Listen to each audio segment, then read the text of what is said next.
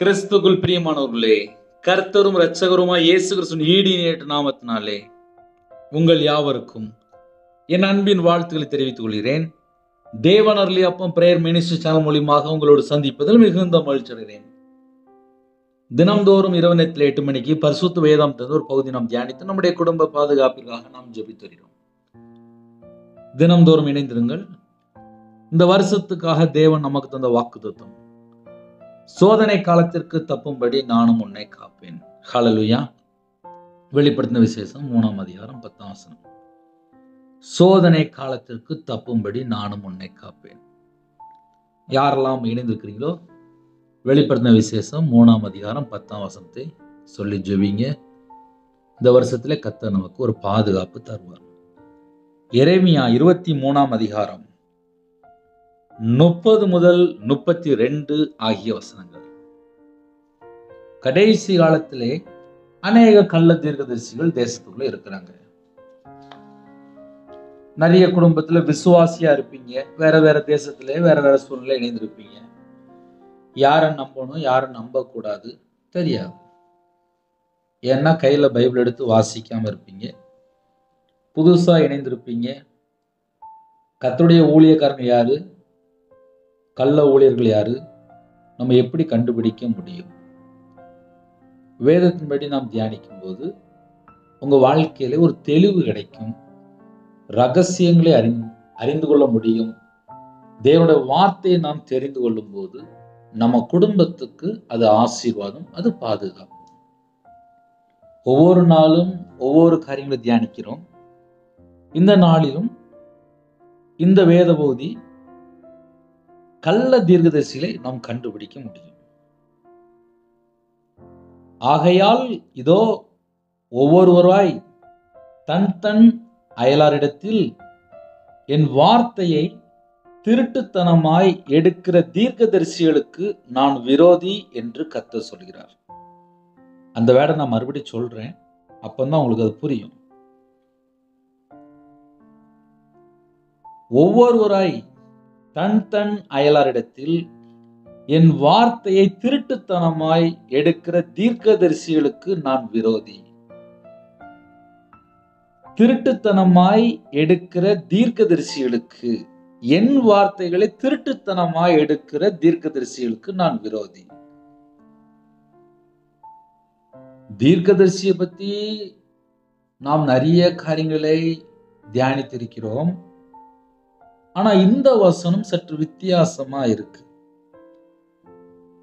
இதோ ஒவ்வொருவராய் தன் தன் அயலாரிடத்தில் என் வார்த்தையை திருட்டுத்தனமாய் எடுக்கிற தீர்க்கதரிசிகளுக்கு நான் விரோதி என்று கர்த்தர் சொல்கிறார்.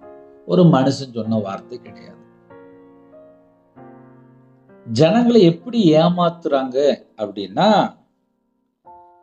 என் வார்த்தைகளை திருட்டுத்தனமாய் எடுக்கிற தீர்க்கதரிசிகள், திருட்டுத்தனமாய் என் வார்த்தைகளை எடுக்கிறாங்க, தீர்க்கதரிசி எடுக்கிறாங்க அப்படின்னு சொல்லி சொல்றாரு. இப்ப இந்த வசனத்தை நம்ம தியானிக்கும் போது யாரை நம்பலாம் யாரை நம்ப கூடாது அப்படி சொல்லி நமக்கு ஒரு பெரிய ஒரு குழப்பமே வந்துடும்.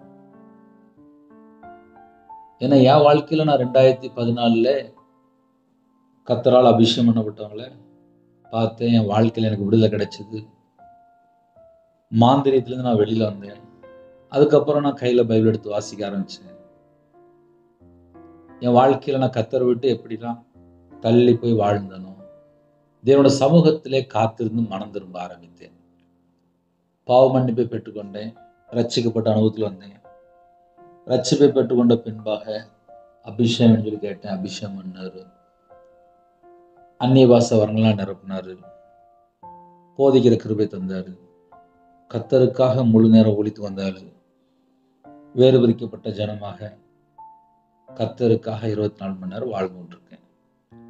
ஆனால் நம்ம வாழ்ற காலம் கடைசி காலம். இந்த கடைசி காலத்துல ஜனங்களை என்ன செய்றாங்க அப்படின்னா, இவங்க தீர்க்கதரிசி, இவங்கள்ட்ட நம்ம பழகியாச்சுன்னா நம்ம குடும்பம் ஆசீர்வாதமா இருக்கும், நம்ம குடும்பம் ஆசீர்வாதமா இருக்கும், நம்ம குடும்பம் ஆசீர்வாதமா இருக்கும், நமக்கு எல்லாமே அவங்க சொல்லுவாங்க, நம்ம குடும்பம் ரொம்ப ஆசீர்வாதமா இருக்குன்னு சொல்லிட்டு சில குடும்பத்திலே தீர்க்கதரிசிகளோடு பழகிட்டு இருப்பாங்க. யாரு தேவனுடைய தீர்க்கதரிசி, யாரு கள்ள தீர்க்கதரிசி, அதை நம்ம எப்படி புரிந்து கொள்ளலாம் அப்படின்னா, இன்னைக்கு உள்ள செய்தியில அதனுடைய ஆழம் இருக்கும். நீங்க பொறுமையா கவனிச்சா இந்த கள்ள தீர்க்கதரிசிகளை நாம் கொஞ்சம் கண்டுபிடிக்கலாம். ஏன்னா என் வாழ்க்கையிலுமே நான் ரட்சிக்கப்பட்ட புதுசுல கிட்டத்தட்ட ஏகப்பட்ட ஊழியக்காரன்கிட்ட போய் நான் ஜெபம் பண்ணியிருக்கேன். நான் மாந்திரீக கட்டப்பட்டதுனாலே எனக்கு யாராவது ஜெபம் பண்ணி சொல்லுவாங்களா அப்படின்னு சொல்லிட்டு நான் நிறைய இடத்துக்கு போயிருக்கேன். ஆனால் ஒரு ஸ்டேஜுக்கு அப்புறம் பார்த்தா, முதல்ல கையில பைபிள் எடுத்து வாசிக்கணும், நான் மனம் திரும்பணும், நான் கர்த்தருக்குள் வரணும், நான் கர்த்தரை விட்டு வெளியில இருக்கிறேன், கர்த்தரை விட்டு தள்ளி இருக்கும்போது ஆசீர்வாதம் இருக்காது. அதை எக்ஸாம்பிளுக்கு நம்மளுக்கு எப்படி சொன்னா புரியும் அப்படின்னா, 24 மணி நேரம் வாழ்க்கையில ஞாயிற்றுக்கிழமை மட்டும் ஒரு ஊழியக்காரங்கள்ட்ட இல்லைன்னா ஒரு தீர்க்கதரிசிட்ட போய் ஜெபம் பண்ணுவாங்க. அவங்க அந்த குடும்பத்துக்குள்ள சில தீர்க்கதரிசனமான வார்த்தை சொல்லுவாங்க. அதை நம்பி அவங்க வீட்டுக்கு போயிடுவாங்க. அவங்க வீட்டுக்கு போனதுக்கு அப்புறம் 7 நாளும் ஜெபமும் பண்ண மாட்டாங்க, கையில பைபிள் எடுத்து வாசிக்கவும் மாட்டாங்க. இப்ப நான் சொன்ன புரிஞ்சுதா? கர்த்தருடைய பிள்ளைகள் ஒரு விசுவாசி ஒரு ஊழியக்காரன்ட்ட போய் ஜெபம் பண்றாங்க அப்படின்னா நல்லது, அது ஆசீர்வாதம். சில குடும்பத்துல என்ன பண்ணுவாங்க அப்படின்னா, எனக்கு ஏதாவது சொல்லுவாங்களா, அதை மட்டுமே யோசிச்சுட்டு இருப்பாங்க. தேவனோட வார்த்தை இருந்துச்சுன்னா அவங்களுக்கு கரெக்டா சொல்லிடுவாங்க. நம்ம கர்த்தருடைய வார்த்தைக்கு கீழ்ப்படிய தான் பரிபூர்ணமான ஆசீர்வாதம். நான் கையில பைபிள் எடுத்து வாசித்து பார்த்தேன். உண்மை உள்ள மனுஷன் தான் பரிபூர்ணமான ஆசீர்வாதத்தை பெறுவான். காலையில இருந்து ராத்திரி வரையே பொய் பேசிட்டு இருந்தா எப்படி ஆசீர்வாதம் இருக்கும்? நம்ம நார்மலா யோசித்து பார்ப்போமே. அதை ஏன் நம்ம அடிக்கடி அந்த செய்தியில ஏன் சொல்ல வேண்டியது அப்படின்னா, வாயை திறந்தாலே பொய் பேசிட்டு இருக்கிறாங்க, அவங்களோட வாழ்க்கையில ஆசீர்வாதம் இருக்காது. ஏன்னா நான் வியாபாரத்தில் இருக்கும்போது பல லட்சங்கள் நஷ்டப்பட்டு நடுரோட்டுக்கு வந்த ஒரு வியாபாரி. பொய் பேசுகிறவர்கள் நாசம் அடைவார்கள் என்று எழுதப்பட்டிருக்கு. அப்ப கர்த்தருடைய பிள்ளைகள் இங்கும் அங்கும் ஓட விட்டுட்டு கையில பைபிள் எடுத்து வாசித்தா தப்பிச்சுக்கிட்டோம்.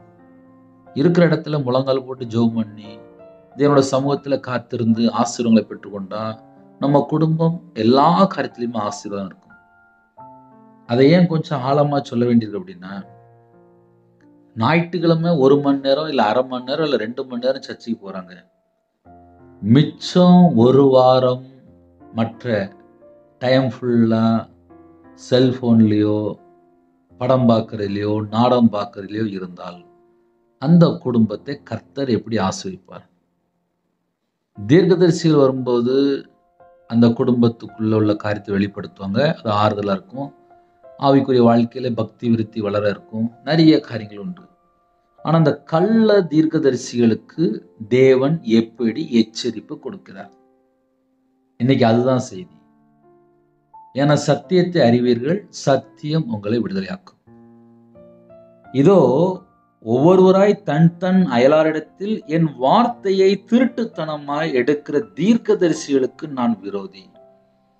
உங்க வீட்டுல ஒரு டைரி இருந்தா இந்த கள்ள ஊழியர்களுக்கு, கள்ள தீர்க்கதரிசிகளுக்கு நீ ஒரு பாயிண்ட் எழுதி வைக்கலாம். என் வார்த்தையை திருட்டுத்தனமாய் எடுக்கிற தீர்க்கதரிசி. நான் மறுபடியும் சொல்றேன், என் வார்த்தையை திருட்டுத்தனமாய் எடுக்கிற தீர்க்கதரிசி. ஐயா, தீர்க்கதரிசி அப்படின்னாலே நாங்க வேற மாதிரிலாம் யோசிச்சிருந்தோம். தேவனுடைய வார்த்தையை சொல்லக்கூடிய பரிசுத்தவான்கள் இருக்கிறாங்க, அவங்க உண்மையான தீர்க்கதரிசி. ஆனால் இப்ப நீங்க யூடியூப் மூலியமா கேட்கறீங்க, என்கிட்ட சில குடும்பத்துல ஜெபிக்க வருவாங்க, பிரதர் நீங்க தரிசனம் பார்ப்பீங்களா? நாங்க இப்படி தரிசனம் பார்த்தோம், நாங்க சொப்பனம் பார்த்தோம், ஏகப்பட்ட கேட்பாங்க. ஆன்லைன் மூலியமா ஒரு நம்பர் கொடுத்துருக்கோம் அப்படின்னா எதுக்கு, ஏன், அவ்வளவுதான். நீங்க தேவனோட சமூகத்துல காத்திருக்கணும், உங்க கூட பேசுவார். ஒரு மனுஷன் தேவன் எப்படி அழைக்கிறாரோ அந்த நிலைமையில இருந்தா நல்லது. தீர்க்கதரிசிகள் அப்படின்னா அவங்களுடைய வேற குவாலிட்டி. அவங்க வேற குவாலிட்டியில இருப்பாங்க. இன்னைக்கு எல்லாரும் என்ன நினைக்கிறான் அப்படின்னா, எங்கேயாவது போனா ஏதாவது கிடைச்சிருமா, எங்கேயாவது போனா ஏதாவது கிடைச்சிருமா. ஒரு மனுஷன் மனம் திரும்பினா எல்லாம் கிடைக்கும். பாவ மன்னிப்பை பெற்றுக்கொண்டா எல்லாம் கிடைக்கும். இருக்கிற இடத்துல முழங்கால் படிட்டு ஜெபம் பண்ணா எல்லாம் கிடைக்கும். கையில பைபிள் எடுத்து வாசித்து மனம் திரும்பினா எல்லாம் கிடைக்கும். ஆனா இன்னைக்கு அதெல்லாம் விட்டாச்சு. என் வீட்டுல எனக்கு இந்த பிரச்சனை உடனே சரியாயிரும். அந்த வீட்டுக்குள்ள போய் பார்த்தா தெரியும், நல்ல அழகா உட்காந்து படம் பார்த்துட்டு இருப்பான், நாடகம் பார்த்துட்டு இருப்பான், செல்போன்ல படுத்து கிடந்து அப்படியே கிடப்பாங்க. அப்புறம் அப்படியே கிடக்க வேண்டியதான். இன்னைக்கு எத்தனை குடும்பத்திலே கம்ப்ளைண்ட். ஒவ்வொரு வீட்லயும் குடும்ப ஜெபம் இல்லை, பாட்டு படிச்சு ஜெபம் பண்றது இல்லை, அம்மா அப்பா கீழ்படுறது இல்லை. அப்புறம் எப்படி ஆசீர்வாதம் இருக்கும்? அதனால ஒரு செய்தியை நம்ம கேட்கும்போது ஆவிக்குரிய வாழ்க்கையில வளர்ச்சி இருக்கா கேளுங்க. இப்ப கடைசி காலத்துல இப்போ ஆன்லைன் மூலியமெல்லாம் சும்மா டயலாக் பிரசங்கம் தான். அப்படியே சும்மா டயலாக்கா பேசிட்டே இருப்பாங்க. வசனத்தினுடைய கருத்து, அதனுடைய ஆழம் உங்களுக்கு பிரயோஜனமா இருக்கா? ஏன்னா கள்ள தீர்க்கதரிசிகள் ஆன்லைன் மூலியமா நிறைய போயிட்டு. உங்களுக்கு நேரம் இருக்கா? முதல்ல இருக்கிற இடத்துல கையில பைபிள் எடுத்து வாசிக்க ஆரம்பிங்க. கொஞ்சம் ஜனம் ஆன்லைன் மூலியமா கேட்குறீங்க, கர்த்தருடைய கிருபை. அப்ப நம்ம எப்படி யோசிக்கணும் அப்படின்னா, நான் கையில பைபிள் எடுத்து வாசிக்கணும். அந்த ஒரு தீர்மானத்துக்குள்ள வாங்க.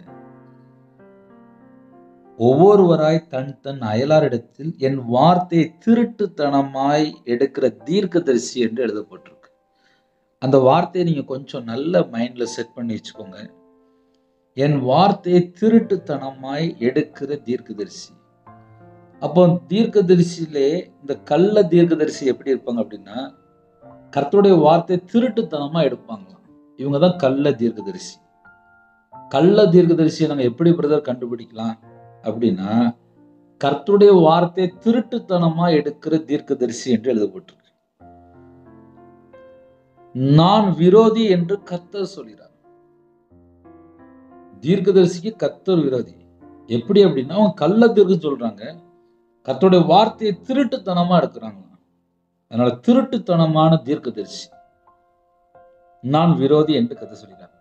அடுத்தாப்புல இதோ தங்கள் நாவின் சொல்லையே வழங்கி அவர் அதை உரைத்தார் என்று சொல்லுகிற தீர்க்கதரிசிகளுக்கு நான் விரோதி என்று கர்த்தர் சொல்கிறார். இப்ப ரெண்டாவது பாயிண்ட் என்ன சொல்றாரு அப்படின்னா, இதோ தங்கள் நாவின் சொல்லையே வழங்கி, நான் இதை பார்த்தேன், நான் இதை செஞ்சேன், இதுதான் அப்படின்னு சொல்லி ஏகப்பட்டது உள்ள சொல்லிட்டு இருப்பாங்க.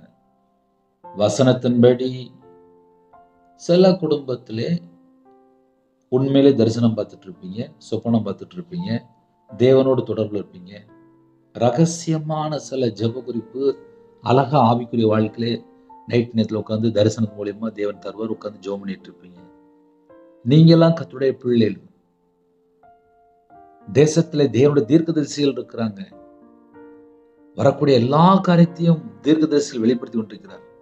ஆனா அந்த கள்ள தீர்க்கதரிசிகள் இருக்கிறாங்கல்ல, அவங்க என்ன செய்யறாங்க அப்படின்னா, தங்கள் நாவின் சொல்லையே வழங்கி, அவங்க தரிசனமே பார்த்துருக்க மாட்டாங்க, சொப்பனமே பார்த்துருக்க மாட்டாங்க, நான் அதை பார்க்கிறேன், நான் அதை காண்கிறேன் அப்படின்னு சொல்லி ஜனங்களை ஏமாத்திடுவாங்க. தங்கள் நாவின் சொல்லையே வழங்கி அதை அவர் உரைத்தார், அதை அவர் உரைத்தார் சொல்லி போய் சொல்லுவாங்க, கர்த்தர் உரைத்தார் சொல்லி போய் சொல்லுவாங்க என்று சொல்லிய தீர்க்கதரிசிகளுக்கு நான் விரோதி. நான் விரோதி அப்படின்னா ஒரு மனுஷன் கிடையாது, கர்த்தரே விரோதியா இருக்காரு. அப்ப நம்ம எப்படிப்பட்ட பிரசங்கத்தை கேட்கணும்? வசனத்தின்படி யாராவது பேசுறாங்களா கவனிங்க. வசனத்தை விட்டு யாராவது வெளியில போயிட்டாங்களா உடனே நீங்களும் வெளியே போயிருங்க. அப்படி இல்லைன்னா உங்க வாழ்க்கையில ஆசீர்வாதம் இருக்காது. அவர் அதை உரைத்தார் என்று சொல்லுகிற தீர்க்கதரிசிகளுக்கு நான் விரோதி என்று கர்த்தர் சொல்கிறார். இது ரெண்டாவது பாயிண்ட். மூணாவது ஒரு பாயிண்ட் இருக்கு. இதோ பொய் சொப்பனங்களை தீர்க்க தரிசனமாக சொல்லி, பொய் சொப்பனங்களை தீர்க்க தரிசனமாக சொல்லி, தீர்க்க தரிசனம் சொல்றாங்க, ஆனா அதுக்கு என்ன போட்டிருக்கு அப்படின்னா பொய் சொப்பனங்களை. பொய் சொப்பனங்களை தீர்க்க தரிசனமா சொல்லும் போது நமக்கு தெரியுமா? தெரியாது. ஏன்னா அவங்க பொய்யா சொப்பனம் பார்த்திருக்காங்க, அதை தீர்க்க தரிசனமா சொல்லிட்டு இருக்காங்க. பொய் சொப்பனத்தை தீர்க்க தரிசனமா சொல்லும் போது அதை கண்டுபிடிச்சா நம்ம ஆசீர்வாதம். அவைகளை விவரித்து இது இப்படிதான் அது அப்படிதான் சொல்லி விவரித்து பேசிட்டு இருப்பாங்க. என் ஜனத்தை தங்கள் பொய்களினாலும், என் ஜனத்தை தங்கள் பொய்களினாலும், அந்த வார்த்தைலாம் ஒவ்வொரு வார்த்தையும் நிப்பாட்டி நீங்க தியானிங்க. அதுக்குத்தான் நான் லைவ்ல வராம வசனத்தை லைவ்ல போட்டுட்டு இருக்கோம். இதோ உங்கள் வாழ்க்கையில ஆசீர்வாதம் பெறணுமா, சில ரகசியங்களை தெரிந்திருக்கணும்.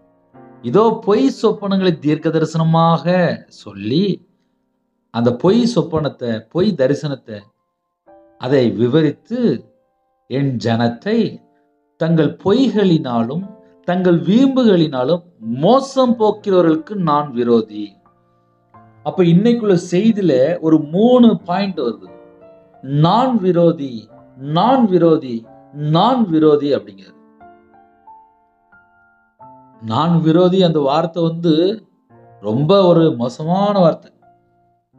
அந்த வார்த்தையை கேட்கும்போது நமக்கு பயம் கொடுத்துரும். நான் விரோதின்னு சொல்லி கர்த்தர் சொல்லிட்டார் அப்படின்னாலே அந்த தீர்க்கதரிசிகளுடைய முடிவு எப்படி இருக்கும் யோசிச்சு பாருங்க. இந்த நான் சொப்பனம் பார்த்தேன், நான் தரிசனம் பார்த்தேன், அதாவது தேவன் கொடுக்கிற தரிசனம் இருக்கு, பொய்யான சொப்பனம் பார்த்து அதை தீர்க்க தரிசனமா விவரித்து சொல்ற ஜனங்களும் இருக்கிறாங்க, அதை பொய்யா சொல்றவங்களும் இருக்கிறாங்க, தங்கள் வீம்புகளில் மோசம் போக்குறவங்களும் இருக்காங்க.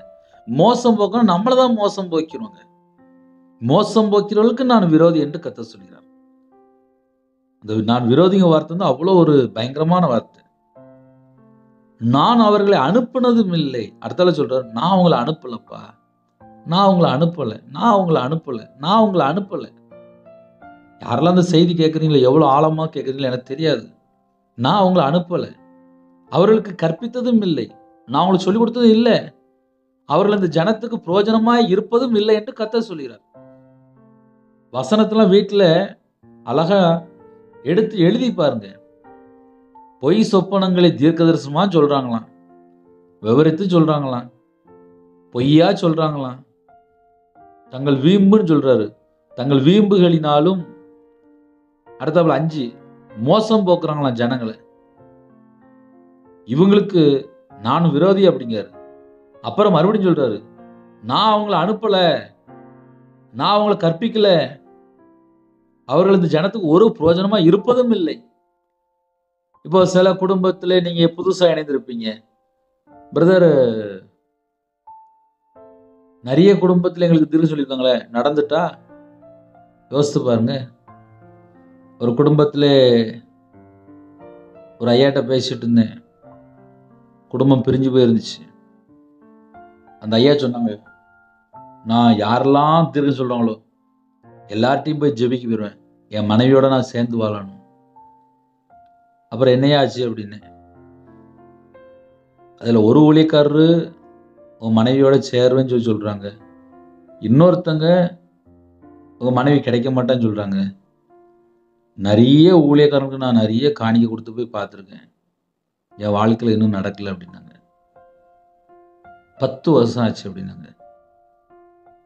கர்த்தருடைய தீர்க்கதரிசிகள் ஒரு வார்த்தை சொன்னால் அது கீழே விழாது. நான் அப்படிப்பட்ட தீர்க்கதரிசியை நான் பார்த்துருக்கேன். என் வாழ்க்கையில் அவங்க என்ன சொன்னாங்களோ அது அப்படியே நிறைவேறி இருக்கு. அதனால உண்மையான தீர்க்கதரிசியும் இருக்கிறாங்க, பொய்யான தீர்க்கதரிசியும் இருக்கிறாங்க. இந்த பொய்யான தீர்க்கதரிசியை நம்ம கண்டுபிடிச்சாச்சு அப்படின்னா நம்ம குடும்பம் ஆசீர்வாதமாக இருக்கும். இல்லை பிரதர், எங்களுக்கு யாராவது ஜெபம் பண்ணா போதும், ஏதாவது நல்லது நடந்தா போதும். நல்லது நடக்கும், நம்ம குடும்பம் ஆசீர்வாதமாக இருக்கும். ஆனால் நம்ம யார்கிட்ட போய் நிற்கிறோம்? ஏன்னா கடைசி காலத்தில் கள்ள தீர்க்கதரிசிகள் நிறைய பேர் இருக்கிறாங்க. தேவனர்லேயே அப்போ மினிஸ்டர் மூலிமா உங்களுக்கு நான் பேசுகிறேன்னா அது உங்களுக்கு பிரயோஜனமாக இருந்தால் மட்டும் கேளுங்க. நீங்கள் சப்ஸ்கிரைப் பண்ணணும், லைக் பண்ணணும், ஷேர் பண்ணணும், அதெல்லாம் தேவன் பார்த்துக்கிடுவார். நீங்கள் ஆமேன் போடுறீங்களா அது தேவன் பார்த்துக்கிடுவார், பிரைஸ் லார்ட் போடுறீங்களா தேவன் பார்த்துக்கிடுவார். நைட் நேரத்தில் படுத்து தூங்க போகிறீங்களா நம்ம யாரை நம்பி இருக்கிறோம்? என் வாழ்க்கையில் நான் இயேசுவை நம்பியிருக்கேன். இயேசு தான் எனக்கு 3 நேரம் ஆகாரம் கொடுக்குறாரு. நான் 24 மணி நேரம் உயிரோட இருக்கேன்னா அது கிருபை. அப்போ இப்படி நம்ம ஒரு வசனத்தை எடுத்து நம்ம தியானிக்கும் போது அவருடைய கிருபையினால தான் நான் உயிரோட இருக்கேன். இப்படி நம்ம நைட் நேரத்தில் யோசித்தால் தேவையில்லாத பிரச்சனையோ தேவையில்லாத போராட்டமோ வராது. இல்லை எனக்கு அவங்க யாராவது ஜெபம் பண்ணி பார்த்து சொல்லுவாங்க, அங்கே போனால் சரியாயிரும். நம்ம வாழ்க்கை தேவன் பார்த்துட்டு இருக்காரு. உங்கள் குடும்பத்தில் பிள்ளைகள் ரட்சிக்கப்படாமல் இருக்கா? கணவர் ரட்சிக்கப்படாமல் இருக்காங்களா? வார வாரம் ஞாயிற்றுக்கிழமை சர்ச்சைக்கு போகிறீங்களா? உண்மையாக போகிறீங்களா? கர்த்தருக்கு பிரியமானபடி வாழ ஆரம்பிச்சிட்டிங்களா? என்ற சில குடும்பத்தில் ஜெபிக்க வரும்போது நான் கேட்பேன், ஞானஸ்தானம் எடுத்தீங்களா? சர்ச்சைக்கு போகிறீங்களா? வார வாரம் போகிறீங்களா? கையில் பைபிள் எடுத்து வாசிக்கிறீங்களா? விக்கிர வழிபாட்லையும் இருப்பாங்க, இங்கேயும் இருப்பாங்க, 2 பக்கமும் போயிட்டு இருப்பாங்க. தேவனுக்கு பிரியமானபடி உண்மையாக இருந்தால் கண்டிப்பாக ஆசீர்வாதம். அதனால் பொய்யான தீர்க்கதரிசிகளை கண்டுபிடிங்க. பொய் சொப்பனங்களை தீர்க்கதரிசனமாக சொல்லிடுவாங்களாம், அதுக்கப்புறம் அதை விவரித்து காமிப்பாங்களாம். தங்கள் பொய்களினால் தங்கள் வீம்புகளினால் ஏமாற்றுவாங்களாம். அவர்களுக்கு நான் விரோதி என்று கர்த்தர் சொல்கிறார். அவங்களுக்கு நான் அனுப்பலை, அவங்களுக்கு நான் கற்பிக்கலை, அவங்க இந்த ஜனத்துக்கு பிரயோஜனமாக இருப்பதும் இல்லை அப்படின்னு சொல்லி முடிச்சிட்டாரு. அதனால் நீங்கள் யாரை நம்பணும் யாரை நம்பக்கூடாது அது உங்கள் கையில் தான் இருக்குது. நியாயத்தீர்ப்பு நாளில் எல்லாமே கணக்கு ஒப்புவிக்கணும். ரவிராஜா இருந்தாலும் நியாயத்தீர்ப்பு நாளில் கணக்கு ஒப்புவிக்கணும். நியாயத்தீர்ப்பு நாள்னு சொல்லி ஒரு நாள் இருக்கு. அந்த நாளுக்காக நம்ம எல்லாரும் இந்த பூமியிலே கர்த்தரை குறித்து ஒரு பயம் இருக்கணும். கர்த்தரை குறித்து பயம் இருந்துச்சுன்னா அவங்கவுங்க உண்மையாக வாழ ஆரம்பிச்சிருவாங்க. அதனால இரவு நேரத்தில் இன்னைக்கு செய்தி என்ன பிரதர் அப்படின்னா, கள்ள தீர்க்கதரிசிகளுக்கு எச்சரிக்கையா இருங்கள். ஹல்லேலூயா. இரவு நேரத்துக்கு ஜெபிப்போமா? கண்களை மூடி நாம் ஜெபம் செய்வோம். கிருபை மகிமை அந்த பரிசுத்தமுள்ள நல்ல தகப்பனே, உம்மை நன்றியோடு துதிக்கிறோம் செய்கிறோம்ப்பா. உங்க பாதத்தில் அர்ப்பணிக்கிறோம், தாழ்த்திரும். ஜெபிக்கிற குடும்பம் கர்த்தராகிய இயேசு கிறிஸ்து நாமத்தினாலே ஆசீர்வதிக்கப்படட்டும். கள்ள தீர்க்கதரிசிகளுக்கு எச்சரிக்கையா இருங்கள். இரவு நேரத்திலே உங்க பிள்ளையோட நீங்க பேசுனீங்க, கர்த்தருக்கு ஸ்தோத்திரம். உங்க நாம மகிமைப்படட்டும். இந்த நாள் முழுவதும் கர்த்தர் பாதுகாத்த கிருபைக்காக உமக்கு நன்றி செலுத்துகிறோம். உங்க கிருபையினால் எங்களை பாதுகாக்கிறீங்க, உமக்கு நன்றி செலுத்துகிறோம். உங்களோட இரத்த கொட்டைகளை வேலடைத்து மூடி மறைத்து பாதுகாத்து கொள்ளுங்க. இரவு நேரத்தில் ஜெபிக்கிற குடும்பத்துக்கு கர்த்தர் துணையா இருக்கணும், கர்த்தர் கூட இருக்கணும், கர்த்தரே கூட இருந்து ஆசீர்வதிக்கணும். அவங்களோட வாழ்க்கையில சமாதானத்தை கட்டளிடுங்க. கர்த்தர் தாங்க, கர்த்தர் கூட இருந்தால் மட்டும்தான் சமாதானம், விடுதலை, ஆசீர்வாதம், சந்தோஷம். எங்க வாழ்க்கை வெளிச்சமா இருக்கும். எங்க வீட்டுக்குள்ள இயேசு கிறிஸ்து ராஜா வாங்க. நீங்க வந்தா மட்டும்தான் விடுதலை. எங்க இதயத்துக்குள்ள நீங்க வந்தா மட்டும்தான் தேவையில்லாத காரியங்கள்லாம் வெளியில போயிடும். எங்க இதயத்துக்குள்ள இயேசு கிறிஸ்து ராஜா வாங்க. வெளிநாட்டுல இருக்காங்க, வேற நாட்டுல இருக்காங்க, வேற மாவட்டத்துல இருக்காங்க, எல்லாரையும் உங்களுடைய கரத்துல அப்படிடும். கர்த்தரை விட்டு தள்ளி போற பாவத்துல யாரெல்லாம் இருக்கிறாங்களோ, கர்த்தர் இந்த நாளிலும் உங்க பிள்ளைகளோட எந்தெந்த காரியத்துல பேசுனீங்களோ அந்த எல்லா வார்த்தைக்கா ஸ்தோத்திரம். மனம் திரும்ப எங்களை தாழ்த்தர்ப்பணிக்கணும். மனம் திரும்பி பாவ மன்னிப்பை பெற்றுக்கொண்டு தேவனுக்கு பிரியமானபடி வாழ்ந்து நற்கிரியை செய்து நன்மை செய்து நாங்கள் பரலோகத்தில் வரணும்ப்பா. எங்களுக்கு அந்த கிருபை தாங்க. பரிசுத்தமாக வாழ கிருபை தாங்க. நீதியை பின்பற்ற கிருபை தாங்க. ஆவியோடு உண்மையோடு ஜெபிக்க எங்களுக்கு கிருபை தாங்க. வேதத்தை தியானிக்க எங்களுக்கு கிருபை தாங்க. இரவு நேரத்தில் தனி ஜெபம் கத்த கிருபை தாங்க. சகல குடும்பத்தையும் உங்களோட ரத்த கொட்டைகளை வேலடைத்து மூடி மறைத்து கத்தர் பாதுகாத்துங்க. நைட் நேரத்தில் பெட்ரோல் பல்கில் வேலை பார்க்குறாங்க, வாட்ச்மேன் ஜெபிக்கிறாங்க, செக்யூரிட்டி ஜெபிக்கிறாங்க, போலீஸ் ஆஃபீஸர் ஜெபிக்கிறாங்க, ஆர்மியில் ஜெபிக்கிறாங்க, அதிகாரிகள் ஜெபிக்கிறாங்க, தலைவர் ஜெபிக்கிறாங்க, டாக்டர் ஜெபிக்கிறாங்க, நர்ஸ் ஜெபிக்கிறாங்க. நைட் நேரத்தில் வேறு வேறு மாவட்டத்தில் வேறு வேறு இடத்துல அப்பா பஸ்ஸில் போயிட்டுருக்காங்க, காரில் போயிட்டுருக்காங்க, ட்ரெயினில் போயிட்டுருக்காங்க, ஃப்ளைட்டில் போயிட்டுருக்காங்க. நைட் நேரத்தில் டிரைவிங் லைனில் இருக்குங்க. நைட் நேரத்தில் யாரெல்லாம் அப்பா எந்த இடத்துல வேலை பார்க்குறாங்களோ கர்த்தருடைய கரம் உங்கள் பிள்ளையோட கூட இருக்கட்டும். வாகனத்தில் இருக்க ஜனங்களுக்கு அப்பா உங்களுடைய பாதுகாப்பு வேணும். நைட் நேரத்தில் வாலிப பிள்ளைகள் வாலிப பையங்க வேலை பார்க்குங்க. மதுபான அடிமையிலையோ விபச்சார அடிமையிலையோ செல்ஃபோன்லையோ தேவையில்லாமல் ஃப்ரெண்ட்ஷிப்லையோ தேவையில்லாமல் அப்பா சிகரெட் பழக்கமோ புகையில பழக்கத்திலையோ மாந்திரிக்கிறையிலோ சிக்கிக்கொள்ளக்கூடாது. உங்கள் பிள்ளைகளுக்கு கர்த்தருடைய பாதுகாப்பு வேணும். நைட் நேரத்தில் யாரெல்லாம் டியூட்டிலேருந்து வேலை பார்க்குறாங்களோ அந்த குடும்பம் கர்த்தர் பாதுகாக்கணும். கற்பதனிக்கா ஜெபிக்கிறோம். கர்த்தர் மனம் இறங்கி உங்க பிள்ளைகளை ஆசீர்வதிங்க. சாட்சி சொல்லுறத கிருபை செய்யுங்க. மாசமா இருக்காங்க, தாயும் பிள்ளையும் ஆசீர்வதிங்க. டெலிவரி போடுறாங்க, கர்த்தர் கூட இருங்கப்பா. பிள்ளைகளுக்கு வயசு அதிகமாயிட்டு போகுது, திருமணம் வேண்டாங்கிறாங்க, தனிமையில வாழ ஆரம்பிச்சிட்டாங்க, வேற ஒரு இடத்துல தங்கி இருந்து வேலை பார்க்குறாங்க, அப்படியே வாழ ஆரம்பிச்சிட்டாங்க. அந்த குடும்பம் அப்பா விசேஷமா திருமணம் முடிக்கணும், கர்த்தர் கிருபை செய்யுங்க. திருமணம் முடிந்ததுக்கு அப்புறம் சமாதானமுள்ள ஒரு வாழ்க்கை. கர்த்தர் அந்த குடும்பத்துடைய குறைகள் குற்றம் எல்லாவற்றையும் மன்னிங்க. பிரிந்த குடும்பம் இணைந்து வாழ கர்த்தர் கிருபை செய்யுங்க. சமாதானத்தை கட்டிடுங்க. கர்த்தர் கூடங்க. கர்த்தருடைய நாமம் மகிமைப்படட்டும். சிறுபிள்ளை முதல் கொண்டு முதியோர் எல்லாரையும் கர்த்தர் கூடங்க ஆசிரிங்க. அப்பிரயோஜனமான ஊழியக்காரன்பா, தேவனர்ல மினிஸ்டர் நம்முடைய கருத்துல அப்படின்னும் கர்த்தரே கூடந்து அப்பா உங்க ஜனங்களே அப்பா ஒவ்வொரு குடும்பத்தோடு நீங்க பேசுற கிருபைக்கா நன்றி. விசேஷமாக இந்த நாளிலும் கள்ள தீர்க்கதரிசி குறித்து எச்சரிக்கையா இருக்கு அப்பா, பேசுனீங்க நன்றி. அதிகாலையில் உங்களுடைய சமூகத்துல கண் விழிக்கிறது கிருபை தாங்கப்பா. நிறைய குடும்பத்துல கடன்ல தான்ப்பா நிம்மதி இல்லாத ஒரு வாழ்க்கையா இருக்கு. அந்த குடும்பத்துக்கு கர்த்தர் சமாதானத்தை கட்டிடுங்க. கடன் உபத்திரத்தில் வெளியில வர கர்த்தர் கிருபை செய்யுங்க. சுவாசம் உள்ள மனுஷனை நம்பதை விட்டு விட்டு தேவனோட சமூகத்துல காத்திருந்து கிருபைகளை பெற்றுக்கொண்டு ஓடக்கூடிய கிருபை தாங்க. கடைசி காலத்துல விழித்திருந்து ஜெபிக்காத கிருபை செய்யுங்க. இடைவிடாமல் ஜெபிக்காத கிருபை செய்யுங்க. தீமையான கருத்தை வெறுத்து நன்மை பின்பற்ற கத்த கிருபை செய்யுங்க. நன்மை செய்ய அப்பா நன்மை கற்றுக்கொண்டு அப்பா உண்மையா வாழக்கத்த கிருபை செய்யுங்க. நற்கிரியை செய்ய கத்த கிருபை செய்யுங்க. எல்லா குடும்பத்தையும் உங்களுடைய ஜீவன் அப்படின்னும் பரிசுத்தம் வாழக்கத்த கிருபை செய்யுங்க. நிறைய குடும்பத்துல நிறைய இடத்துல ஜெபிக்கிறாங்க, வேலைக்கா ஜெபிக்கிறாங்க, டிரான்ஸ்ஃபருக்கா ஜெபிக்கிறாங்க, கவர்மெண்ட் வேலைக்கா ஜெபிக்கிறாங்க, விசாவுக்கா ஜெபிக்கிறாங்க, மேல் படிப்புக்கா ஜெபிக்கிறாங்க. கர்த்தர் வாசல் திறந்து விடுங்க. புது வீடு கட்டணும், புதுசா ஒரு வியாபாரம் பார்க்கணும். கர்த்தர் மனமிறங்க உங்களுடைய கரத்தில் அப்படின்னும்.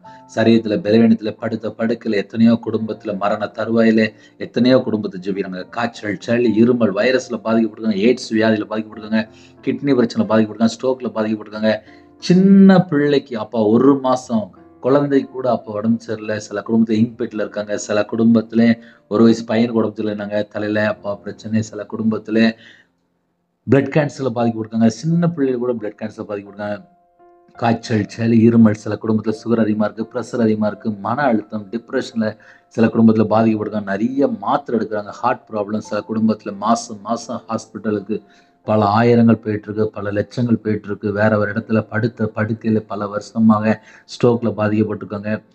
சில குடும்பத்துல அப்பா பல பலவீனத்தோடு கிட்னி பிரச்சனை, ஸ்ட்ரோக்ல அப்பா முடங்கி கிடக்குறாங்கப்பா. நிறைய குடும்பத்துல வியாதியில படுத்த படுக்கல இருக்காங்க. அந்த குடும்பத்தை கர்த்தர் உடனே சந்திங்க. கர்த்தருடைய கரத்துல ஒவ்வொரு குடும்பத்தையும் அர்ப்பணிக்கிறோம். அவங்களுடைய பலவீனம், அவங்களுடைய குறைகள், குற்றம் எல்லாவற்றையும் கர்த்தர் நீக்குங்கப்பா. சுகமாக்கித்தாங்க. உங்களுடைய தலைமுறை கரத்துல தொட்டு சுகமாக்கித்தாங்க. பரம வைத்தியரோட கரத்துல எங்களை அர்ப்பணிக்கிறோம்ப்பா. அந்த நாளின் ஜெபிக்கிற எல்லா குடும்பத்தையும் கர்த்தர் ஆசீர்வதிங்க. உமக்கு பிரியமானபடி வாழ்ந்து ஆசீர்வாதங்களை நாங்கள் பெற்றுக்கொள்ளணும். எந்த ஒரு மனுஷனை நம்பியோ எங்கேயும் நாங்கள் போகக்கூடாதுப்பா. கர்த்தருடைய கரத்துல அடங்கியிருக்கணும்ப்பா. உண்மையான தீர்க்கதரிசிகளை கண்டுபிடிக்காத கிருபை செய்யுங்க. கர்த்தருடைய ஊழியர்களை கண்டுபிடிக்காத கிருபை செய்யுங்க. கர்த்தருக்கா வாழகத்தை கிருபை செய்யுங்க. ஜெபிக்கிற குடும்பத்தை கர்த்தர் பொறுப்படுத்துவங்க. சிறுபிள்ளைகள் முதல் கொண்டு முதியோர் வரை எல்லாரையும் கர்த்தரே கூட ஆசிரிங்க. யாரெல்லாம் தங்களை தாழ்த்துறோம் அவங்களோட அப்பத்தை தண்ணி ஆசிரிங்க. நிறைய குடும்பத்தை விட்டு தள்ளி போய் தனிமையிலே பல பாவ அடிமையில, விபச்சார அடிமையில, சிகரெட் பழக்கம், போயிலே, கஞ்சா பழக்கம், மதுபான அடிமை, விக்கிரகத்துல எத்தனையோ பாவ அடிமையில பல இடத்துல கட்டப்பட்ட நிலைமை. அந்த குடும்பங்கள் ரட்சிக்கப்படணும். அந்த வீட்டுக்கு விரோதமா கிரியை செய்ற எல்லா சத்துரு கிரியெல்லாம் இயேசு கிறிஸ்து ரத்தத்தினாலே, இயேசு கிறிஸ்து நாமத்தினால் எரிந்தெறிந்து சாம்பலாட்டும். இயேசு கிறிஸ்து நாமத்தை சுட்டு எறியப்படட்டும். இயேசு கிறிஸ்து நாமத்தை சுட்டு எறியப்படட்டும். சுட்டெரிப்பின் அக்னி அனுப்புங்கப்பா. எந்தெந்த வீட்டுக்கு விரோதமா கிரியை செய்து கொண்டிருக்கோ அந்த எல்லா கிரியெல்லாம் இயேசு கிறிஸ்து நாமத்தை சுட்டு எறியப்படட்டும். இயேசு கிறிஸ்து ரத்தத்தினாலே, இயேசு கிறிஸ்து நாமத்தை சுட்டு எறியப்படட்டும். கர்த்தர் கிருபை செய்யுங்க. கர்த்தர் கிருபை செய்யுங்க. மனம் இறங்குங்க. ஒவ்வொரு குடும்பத்தை கர்த்தர் பாதுகாத்துங்க. கர்த்தரோட நாம மகிமைப்படட்டும். அப்பிரயோஜனமான ஊழியக்காரன் அதிகாலை வேளையில ஜெபிக்காத கிருபை செய்யுங்க. இரவும் போலமா இணைந்திருக்க அந்த குடும்பம், அவங்களுடைய தலைமுறை, அவங்களுடைய வம்சம் ஆசீர்வதிக்கப்படட்டும். வெளிநாட்டுல இருக்காங்க, அவங்களுடைய தேவைகள் அந்த குடும்பத்துடைய சகல காத்து கர்த்தர் பொறுப்படுத்துங்க. கடைசி காலத்துல வாழ்ந்துட்டு இருக்கோம். கர்த்தருடைய வருகையில் நாங்கள் காணப்பட வேண்டும். எல்லா குடும்பம் ரட்சிக்கப்பட வேண்டும். எல்லாரும் ஜீவ புஸ்தகத்தில் எழுதப்படணும். கர்த்தர் கிருபை செய்யுங்க. எங்களுடைய குறைகள் குற்றம் எல்லாவற்றையும் மன்னிங்க. எங்களை பரிசுத்தப்படுத்தி ஆசீர்வதிங்க. கர்த்தருடைய நாமம் மகிமைப்படட்டும். துதியான மகிமையெல்லாம் ஒருவருக்கே செலுத்துகிறோம். இயேசு கிறிஸ்துவின் ஜெப பிதாவே, ஆமென். தேவனுக்கே மகிமையுண்டாவதாக.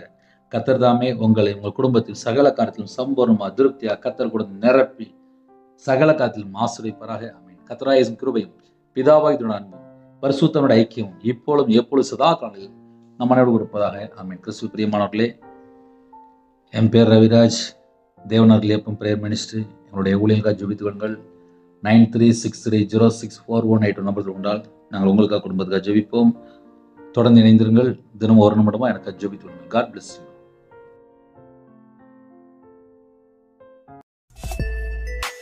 Thanks for watching.